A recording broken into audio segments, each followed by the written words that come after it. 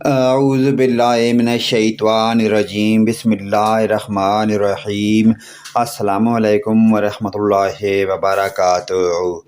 سورۃ الکہف کے فضائل۔ نمبر 1، بیت اللہ شریف تک نور ہی نور۔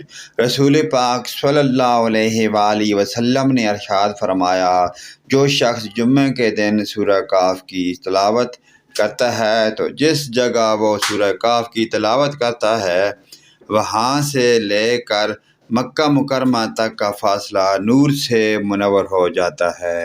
نمبر 2، ایک جمعہ سے دوسرے جمعہ تک نور۔ رسول پاک صلی اللہ علیہ وآلہ وسلم نے ارشاد فرمایا، جو شخص جمعہ کے دن سورہ کہف کی تلاوت کرتا ہے تو اس کے لیے دوسرے جمعے تک نور جگمگاتا رہتا ہے۔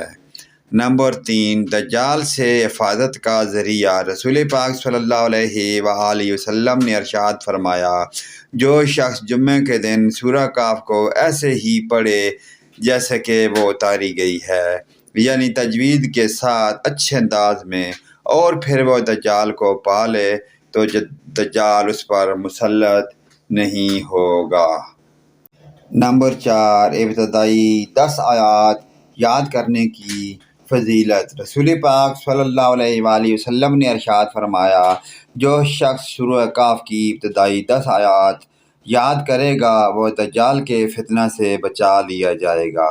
نمبر 5، آخری 10 آیات کی فضیلت۔ رسول پاک صلی اللہ علیہ وآلہ وسلم نے ارشاد فرمایا، جس شخص نے سورہ کہف کی آخری 10 آیات یاد کر لیں پھر دجال نکل آیا تو دجال اس پر غلبہ نہیں پا سکے گا۔ پیارے دوستو، اس پیاری دعائیہ کلمات کو اپنے والدین، رشتہ داروں، عزیز و اقارب تک تمام مومن مسلمان بھائیوں کے ساتھ شیئر کریں۔